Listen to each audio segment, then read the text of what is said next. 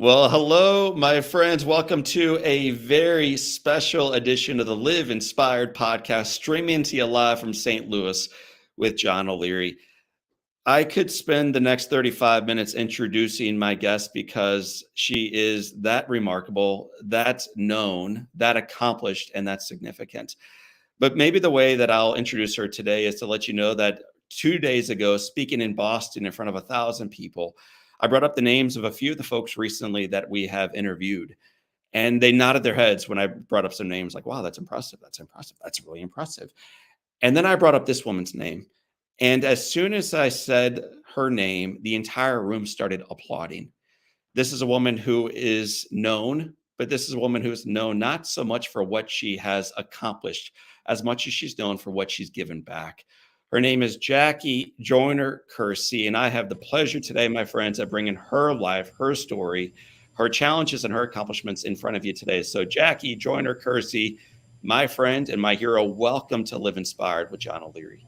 Oh, and thanks for having me. I'm so honored. This is awesome. So, for two people who are tuning in today from a cave, perhaps, and somehow they don't know who Jackie JoynerKersee is. When you get introduced in the marketplace and you say, "Hey, I'm Jackie," and they say, "You look familiar. Your name sounds familiar." How do you introduce yourself? You know, really, I just, when some people say, oh, you look familiar, and I'm like, well, yeah, maybe our path crossed, maybe we're at the grocery store or church, or, I try not to, I don't know,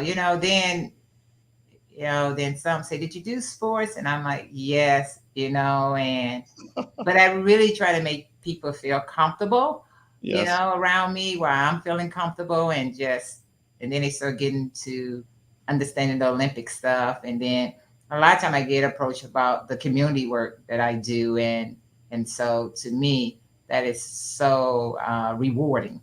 Mm.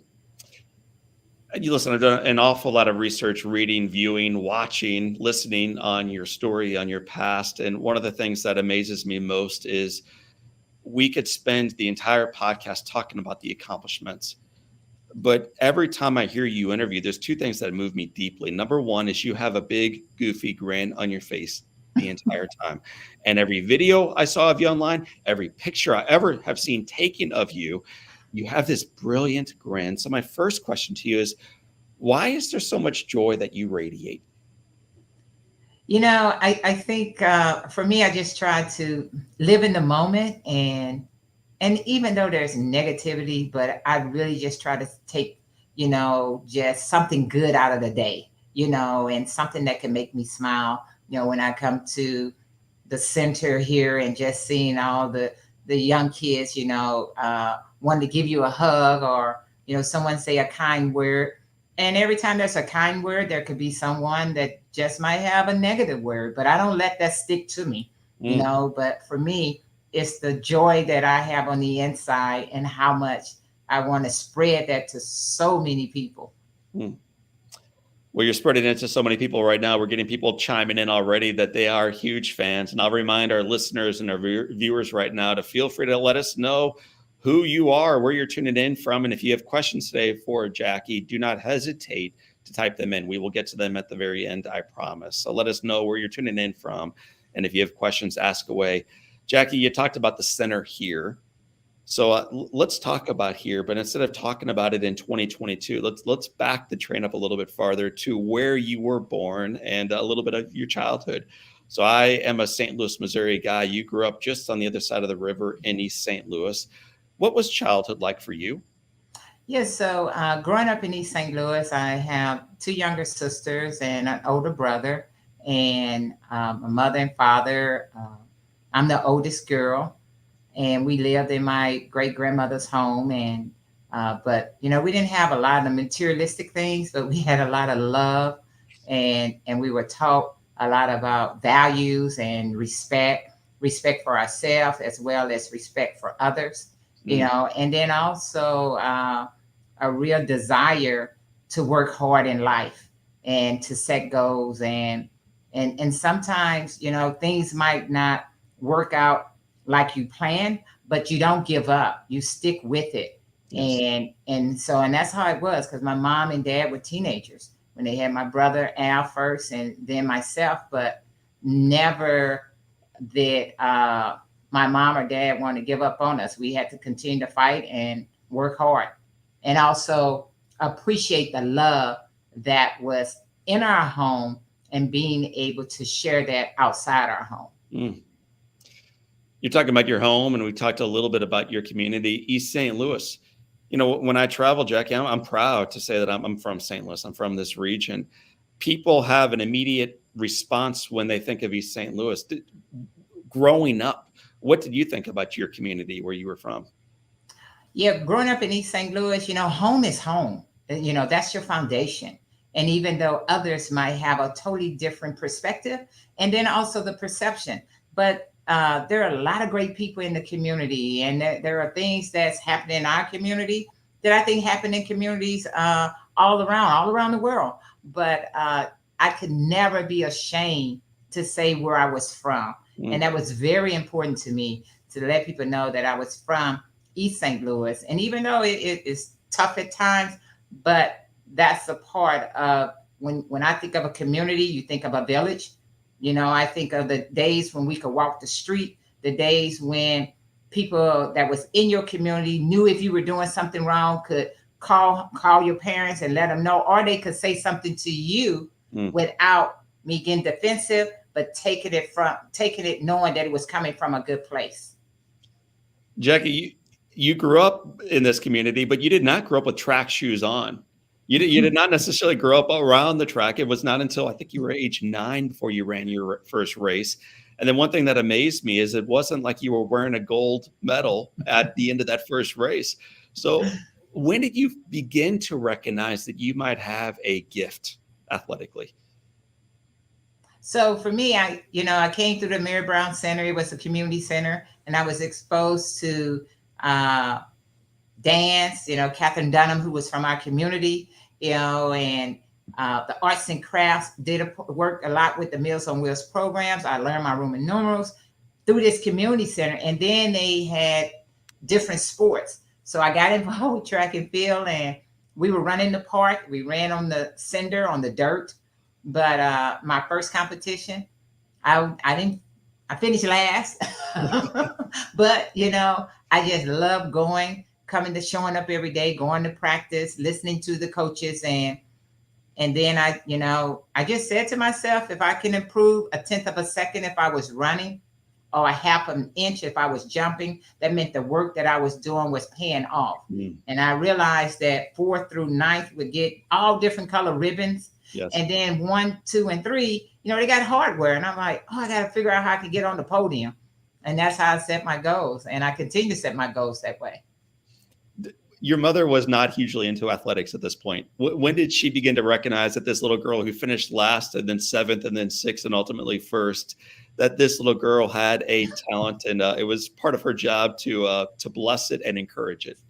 Yes, my mom was I strict, and my dad knew a lot about athletics. My mother wanted me to get a job, get an education. And it wasn't until, we would go to the local grocery store.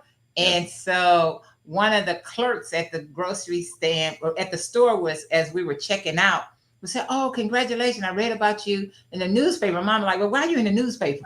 I'm like, well, Mom, I did this event and I did well. And so my mother was always about, if running is what I love doing, the passion for it, be committed, show up. If any coaches or anyone that's picking me up, don't have them waiting for me, be outside ready to go and take what I'm doing very seriously.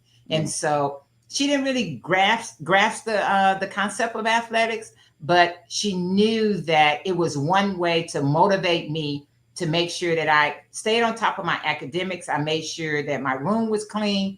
Anything that involved sports, she would take that away if I hadn't done the other things that I was supposed to do. Mm. What's the lesson that you learned from that?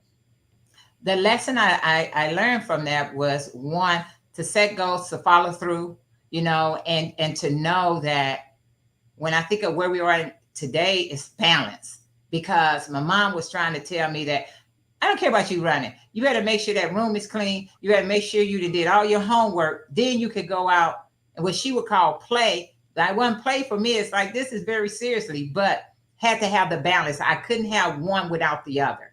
And no, and even though my sisters would help me sometimes, I was like, okay, I gotta get to practice, and they would help clean up. And it wasn't until we disagree with one another, me and my sister, then they'll tell, well, she didn't clean her room up, Jackie, do you remember the first time you watched a Summer Olympics? Yes. I remember when I turned 14, I saw the 76 Olympics on television. And that was the beginning of it starting to make sense for me because I had read about Bates Harris, who was just an amazing, incredible woman and athlete. And then the Wilma Rudolph story. But then actually seeing Evelyn Ashford, and at that time they would put the university, they put UCLA, and it just started really shaping my mind to think like, wow, because I would wear my hair in cornrows and I started thinking that, well, maybe one day I could go to that school but my biggest thing was like, if I make the Olympic team, I could be on television. I didn't know I could win. You're going for this goal. You are in the Olympic competition in the practice rounds, and you finish 8th, is my understanding. And a gentleman named Brooks Johnson, whispers into your ear. You never met him before. You didn't know who he was. The Lord works in mysterious ways. So tell us who Brooks Johnson is, and tell us what that meant to you back then.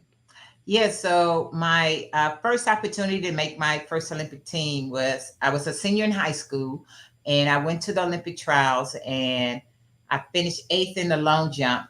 And at that time, they didn't really know that I was a multi-eventer. I did the pentathlon as well, but I wasn't invited to compete in the pentathlon. So I was invited to compete in the long jump.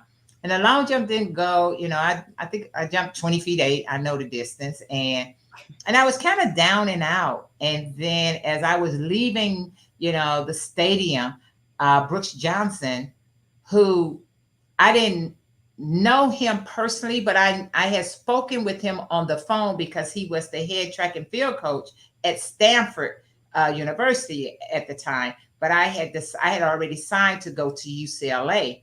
And he whispered in my ear that, the Lord works in mysterious ways. And I was like, I didn't quite really understand it. I understood what he meant by that.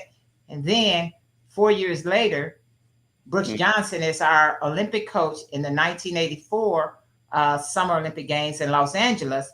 But more importantly, my coach at the time, before Bobby became my husband, he would send me to work with Brooks in the high jump and my 800 meters.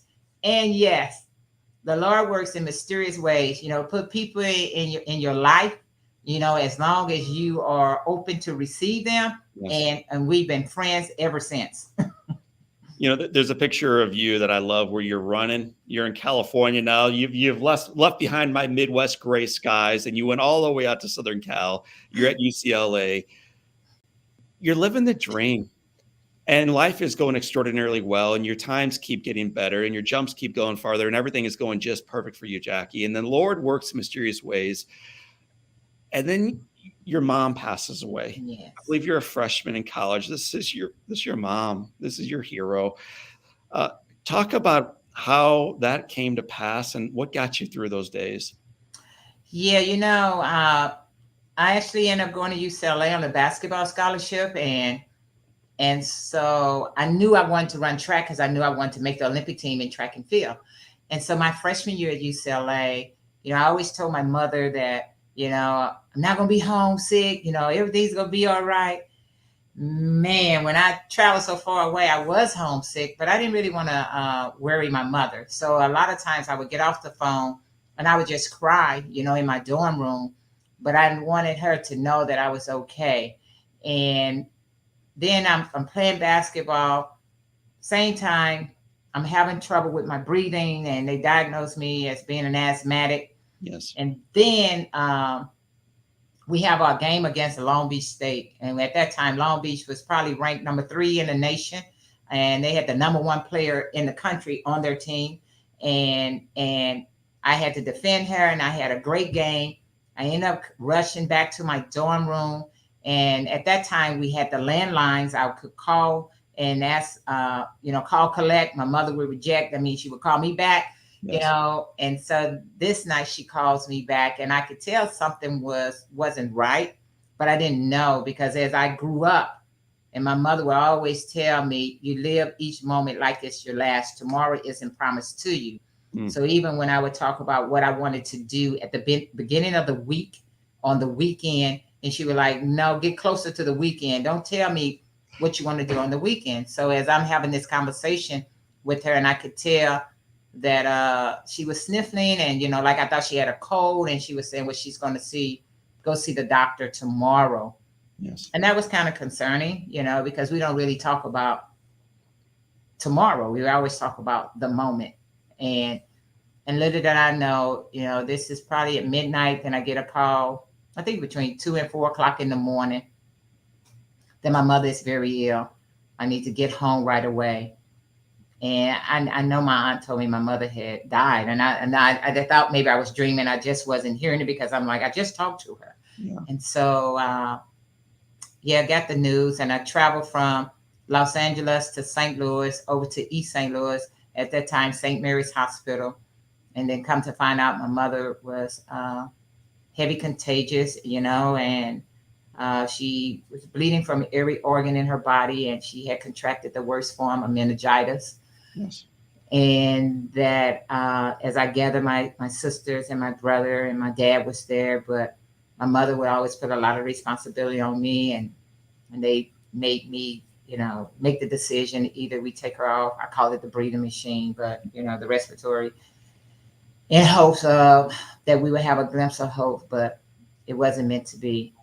And so my mother passed age of 37, and so that was really, really very challenging time for me, as well as for my sister and my brother, because we had each other, and at one point I thought I would stay home and try to help my sisters. I wanted to go somewhere where I knew people would show me so much love. And I wanted to go back to the center where I grew up in, and I go over there, and there's padlocks on the door, and the center had closed down. I just started thinking, where do the young people go? And then as I traveled back to my aunt's home, thinking that I would stay home, and I just saw what I believe a vision of my mom, because we had talked about, if I go to college, you graduate, you see everything through. Yes. And we didn't have a home. I didn't have nowhere to live. And one thing I had going for me was my scholarship. And I knew that if I went back to Los Angeles, that I had a dorm room, I had a bed I could sleep in.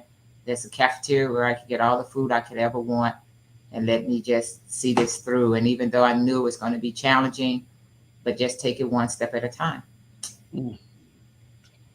You see it through. You take, I think, a remarkably brave step to leave home, to go back out to California, to continue your journey in basketball, in track, in sports, athletically, academically. It ultimately allows you to enter into the Olympics in 1984 in Los Angeles, your own backyard. Take us back to what it's like to represent your country and walk into that track surrounded by 100,000 people cheering. Oh my God. What is that like as a young woman? Walking into the stadium, in the Coliseum, I take it back. When I was competing, we might have a few hundred or 1,000 people watching us, right? So now when you get to the next level, you're at the Olympic level, and it didn't really dawn on me until it was 84 at the opening ceremonies. And I wasn't able to participate in the open ceremonies because the following day I was going to start my competition. But I went and I sat in the stadium, and I was just in awe of all these people from all over the world watching. And it was like, wow, they're going to be watching you tomorrow, And so it was really breathtaking to take in, but it was exhilarating to know that you dream about this, but you never know if it's going to become a reality. And to be in that moment, because I was dealing with an injury, and it was just one of the most memorable moments I will always cherish, to know that you representing your country at the highest level. Yes. Because I just thought it was something about when I was a teenager wanting to get that USA uniform and being able to wear that USA uniform, because at that time, if you made the Olympic team, only you and the other Olympians had those uniforms. Now, everything is so commercialized, everybody can get them. But it was just so just amazing because I remember athletes from this area who had made the Olympic team and they would parade around in their USA uniforms. And you're like, wow, one day I'm gonna get me one.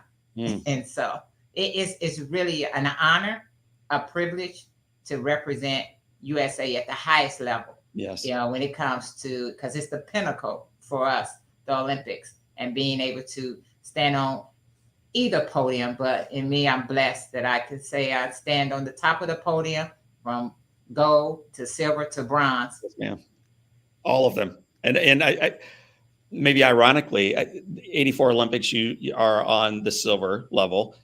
I think Seoul, 4 years later, you have the greatest Olympics by far, by any measurement of your career. It's a remarkable accomplishment.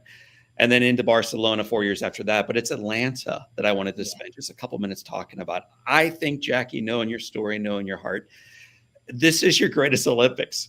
And although the flag doesn't fly because you finished with the gold, what you did in that final competition of your career is nothing short of remarkable. So would you take us to the finish, or the starting line, I should say, and the pressure you felt as you're getting ready to make the last jump of your Olympic career?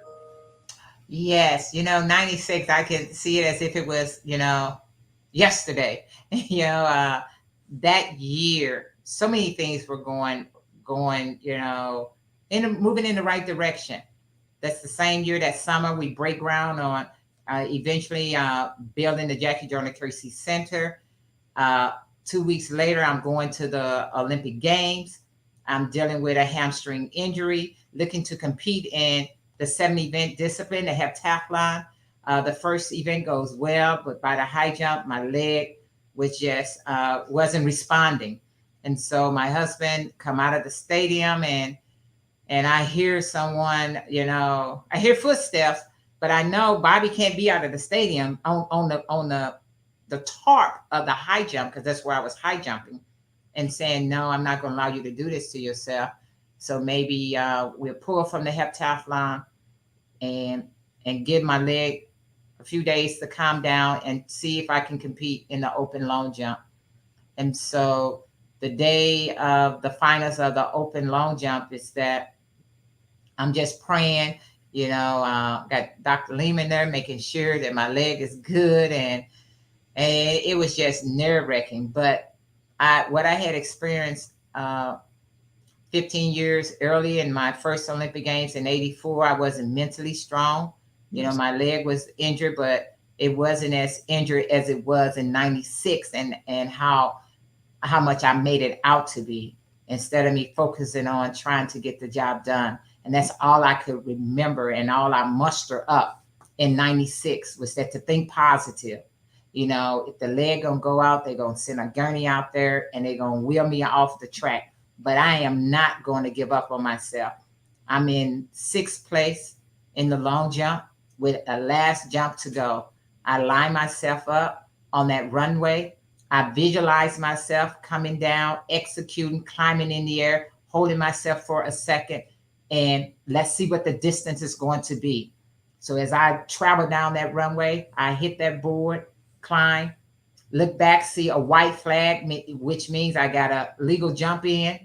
And then when they put 7 meters up, I knew, and in my mind, in my heart, I was going for the win. And I think because I was going for the win, I was able to come away with the bronze medal.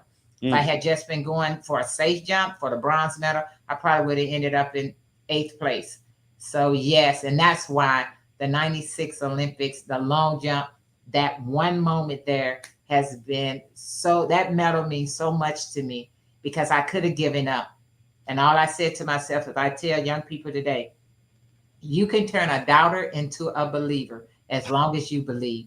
Never give up on yourself. And that's what I was telling myself. Jackie, knowing that I'm about to interview you yesterday, my kids, who are also huge fans, we go in the backyard of the O'Leary backyard, and we started long jumping. Mr. John O'Leary is now, I now have physical proof. 12 feet is how far I can jump. Okay. 12 feet. You almost double that. So I flashed a picture a moment ago. I'd like you to see it again. What is it like to soar? Oh What my, not only yes, soar, it's. but to soar with people watching and cheering and pressure on, like, what is that moment like for you? I know it's really because when you're in the moment, when you executing and you just flying, I can't imagine how when the birds and the eagles when they just soar and fly, the freedom, and that's what it feels like to know that you train so hard and it comes down to you putting it all together Mm, and not only the I guess the exhilaration for myself, but also I love the respect and everything for the people who helped me to get there. That I yes. was able to go out and execute what I had been prepared to do. Let's talk about what you executed on. You launched, the white flag went up, you got the bronze medal, and it matched beautifully a few of the other medals that you received. I don't know who this gorgeous girl is, but she's got some medals blinging over her right shoulder. I love this picture. There are a lot to choose from. I really love this one. And then it's the next one where you are about to step into a breakfast of champions. Jack, Yes. what is it like for anybody, but in particular, a girl from the Midwest who went through life with some profound challenges, stated and unstated, to accomplish what you've accomplished and to end up on the front of a cereal box that kids around the world will grab, will pour milk on top of, will look at as they eat and imagine the kind of future they can have? What is that like for you? You know what? It's really very humbling, and to know that I did something that I love doing and not knowing all the rewards as well as awards that would come along with that. And I try to keep everything in perspective and not lose sight of Jackie, the person, but to be on the Weeds box or to be invited to places that I didn't even know that you could be invited to, and it's just really uh, an awesome experience.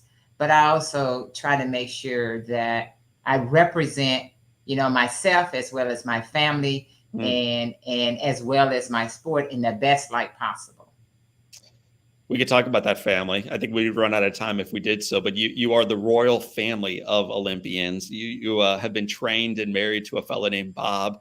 We could talk about that, or your brother, or your sister-in-law, and all these other things that you've accomplished and achieved. And they're brilliant. But as I said in the introduction, Jackie, it's not what you've received that inspires me, and had a whole bunch of people in Boston applauding you. It's what you've decided in your life to give back.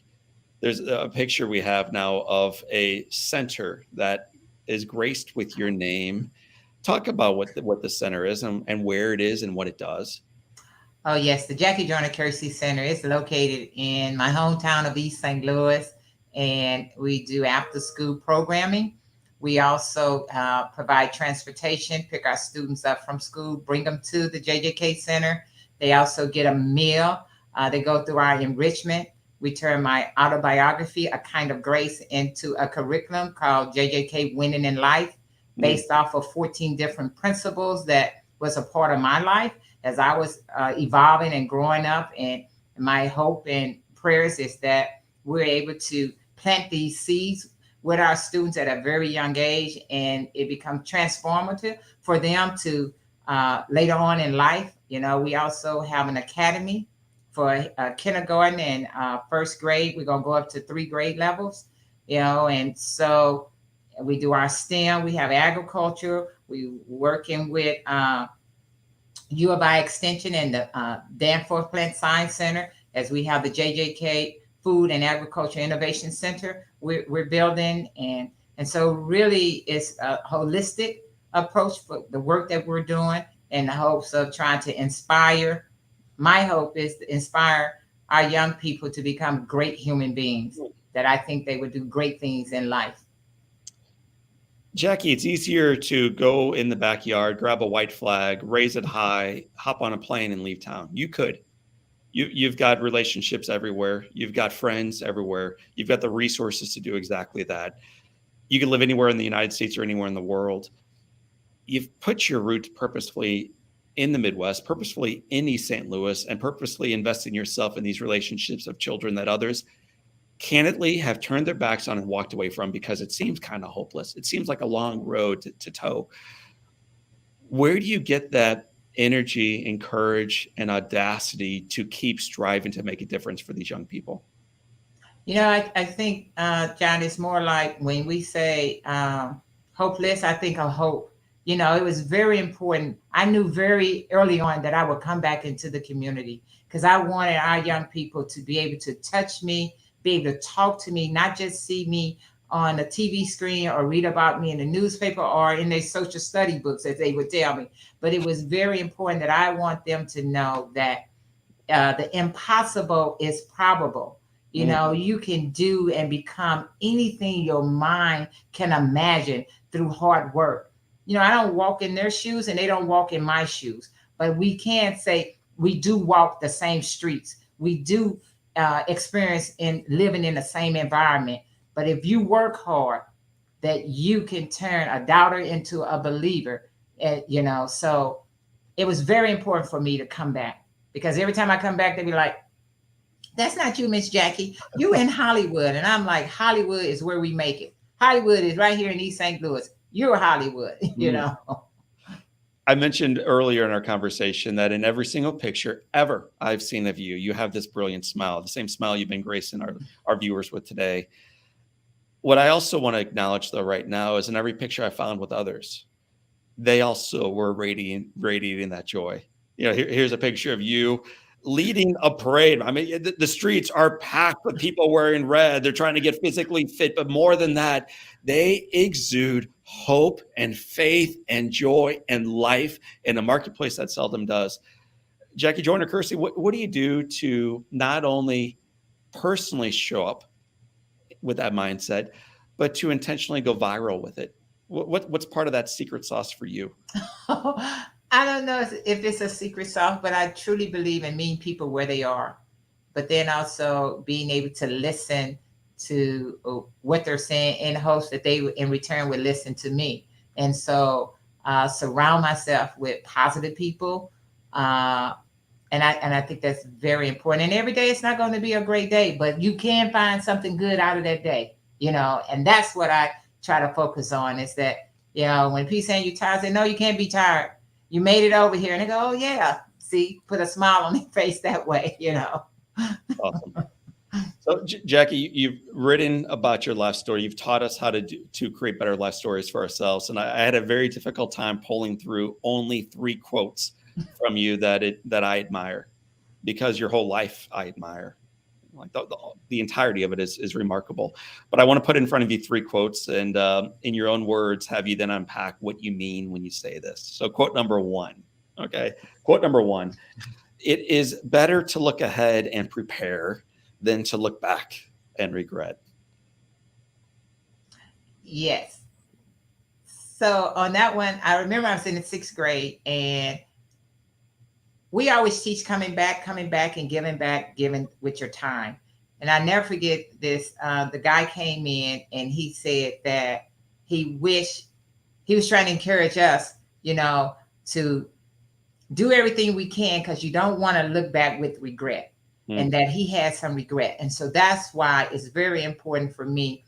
I think about preparing, and again, things might not go according to the plan, but I'm going to give my all. And, I might not reach my full potential, or if I reach my full potential, and that might not be winning, but I know that I gave my all, and I don't want to look back and say, oh, if I could have, should have, would have, So, and that's why I try to live my life like that, knowing that, no, I don't have regrets. Might have some disappointments, but not regrets. Well, I think it speaks to how you've kept your edge going forward. So quote number 2 plays off that a little bit. I maintain my edge by always being a student. You will always have something new to learn. Yes, that quote is when I was competing, and even as I'm learning from others, is that I had to remain coachable. No matter how great people said I was or what I'm doing, I always keep myself in a position of being coachable because you can always learn, be open to learning about yourself, learning about others in order to become better. Well, Jackie, that plays into the third and the final quote that I'll be putting in front of you right now, but it is about your life and your environment. So here we go. Your environment doesn't have the right to define you. Yes, because a lot of times people, guilt by association, I never forget. I was doing an interview and I'm like, I'm from East St. Louis. And they were like, oh, you shouldn't claim there. It can taint you. I'm like, I had never heard that in my life. Yeah. Like, the environment that I grew in, it doesn't define me. It motivates me. It helps me to surround myself and to understand the experiences that others would never experience, that it allowed me to grow. It allowed me to learn. So yes, and I'm always telling people, your environment should define you. You the narrator of your story, how you want it to be. Your environment, you learn from it, but it doesn't define you.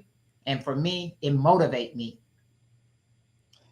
Being a motivated lady from probably age 0 on, but certainly from age 9 on, as you look out the window, as you read the headlines, as you look into the lives and the faces of these little children who are dealing with profound adversity right now, and a marketplace that is broken, and racism and injustice and profound challenges that I can't even understand or imagine. Are you optimistic or are you filled with angst? What's your general emotion as you look forward into this marketplace that is longing for light?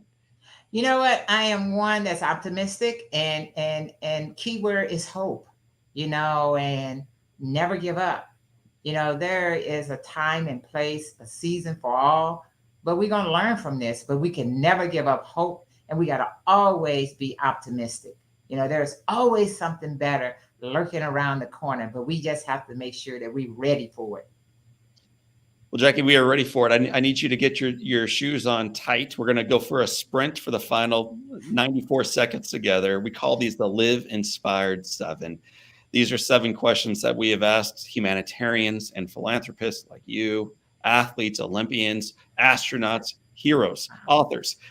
And now we're asking someone that I've always looked up to. Her name is Jackie Joyner-Kersee. So Jackie, question number 1, what is the most influential or the best book that you've ever read? Wow. The influential and most read, it definitely got to be the Bible, and I'm also reading this book right now called The Invisible Child. It's really kind of fascinating. Tell me about I'm familiar with the Bible, and I would encourage all of our listeners to check it out. Tell me about The Invisible Child. So it's a lady in Brooklyn, New York, and so I haven't gotten through it, but I think it's around homelessness. Okay. But still they were going to school, and the people didn't know that they were homeless. And so I'm getting through it, but I haven't gotten through it all the way. Perfect. But it's fascinating though, because they were doing all these great things, but they're invisible, but they're not, because people don't know the struggles of what they're going through. Well, Jackie, speaking of struggles, you have some today. You certainly had some growing up. So what was one positive characteristic or one trait that you possessed as a little girl growing up here in East St. Louis that you wish you exhibited as brilliantly today? Oh, I would say that, I think as I was growing up, that relentless attitude to never give up, and I exhibit that today, and knowing that, never give up. I just think that things happen, but don't let things stick to you. So as a young person, sometimes people say things, and we allow those things to stick to us, that we manifest them into something bigger that can be really harmful to us as we evolve and grow. So for me, it's like recognizing, when you're younger, but as you get older, sometimes it's tough to peel back those layers and not let those things stick to you. So the relentlessness to optimistically keep moving forward. Mm-hmm. If your home caught fire and all living Oh gosh. things were out, and you have an opportunity, so family, everybody, all the people are out, the pets are out, but you have an opportunity to run in and grab one thing. What's that one thing you would go back in and save? Oh, I think I would whoa. Probably wow. That's a tough one because I got a lot of things I'll be trying to say. I think I would make sure I get my inhaler for my asthma. I'm telling you. Oh, because just walking around, I have it, in my bra. But then, like at home, I might have it in my purse. And I always think about, if something happened, I got to make sure I be able to grab it. So I could, because the anxiety and the stress brings Yes. on wheezing and sometimes would call me problems. Jackie, there are so many parts of your story that I wish we had more time to unpack. The fact that you are considered the greatest female athlete of all time and you're asthmatic, those things Yeah. don't seem to collide. The fact that your coach has been your coach your entire life and your husband, those things don't necessarily seem to collide. I mean, we get offended when our spouse tells us that we're wearing the wrong colored shirts, and you've got a guy at the starting line say, do it again. Do it again, Jackie. You're better than that. Like, so there's so many parts of your story that are remarkable. And I just appreciate you grabbing that inhaler, taking a big Yes. and moving forward into life. So moving forward into life, you now find yourself seated on a bench on a gorgeous day, seated next to someone, anybody, living or dead. Who would you want to be seated next to? Wow. Man.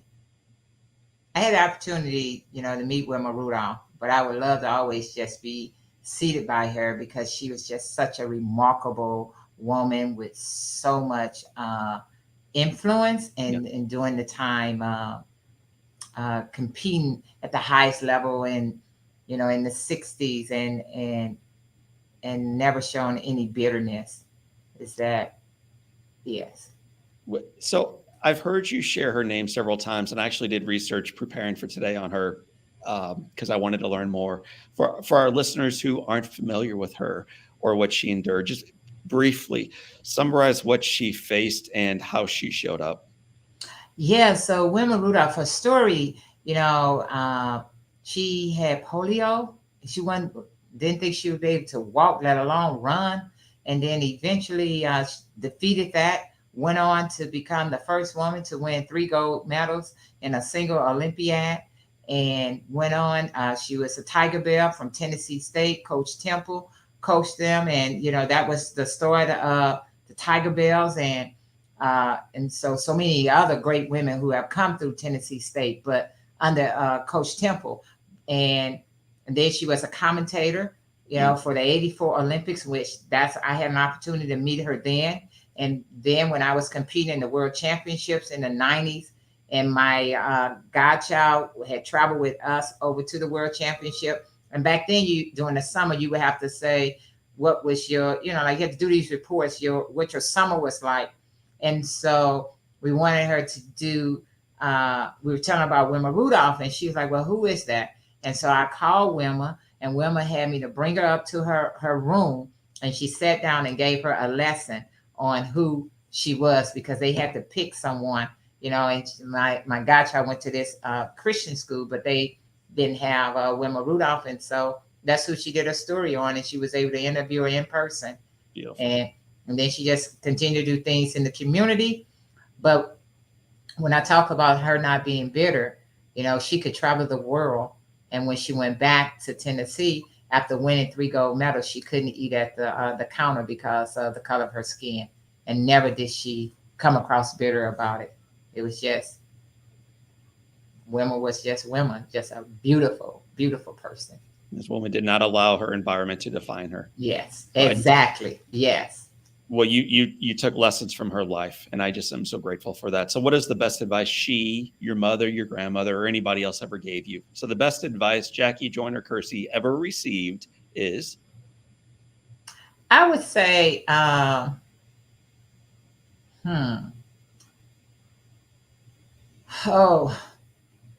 Always, well, never give up. When I was younger, that I never forget this man in St. Louis. He had come to me and he said, "Win when you could win." I didn't know what he meant by that. I really didn't. And what he was saying was that, you know, give your all the time. Because a win isn't a win and a loss isn't a loss, knowing that you have given your all. So for me, it was very critical because sometimes you win when you could win. We think of winning first, second, and third, but no, a win is a win when you know you have given your all in anything and everything that you're attempting to do. Give it your all. Jackie, what advice would you give your 20-year-old self? My advice I would give my 20-year-old self, the same advice I give myself now, is to uh, time management, prioritize and always have balance in my life. Mm. Jackie Joyner-Kersee, my hero, it has been said that all great people can have their lives summed up in one sentence. How would you like your one sentence to read? I think my one sentence would be that she was really a great human being. On behalf of Pamela and Jennifer and Stacy and Andrea and Chris and Noelle and Brandy and Amy, our producer, and the Keeley organization and everybody else who's tuning in live and will tune in afterwards, I want you to know that you are indeed a great human being and that this world is far better because you are part of it. Thank you. My friends, this is the great Jackie Joyner-Kersee. My name is John O'Leary. This is your day. Grab your shoes, tighten them up, put those looses down tight, win the good race, and know that the best is yet to come. Jackie, thank you for your time today. Thank you.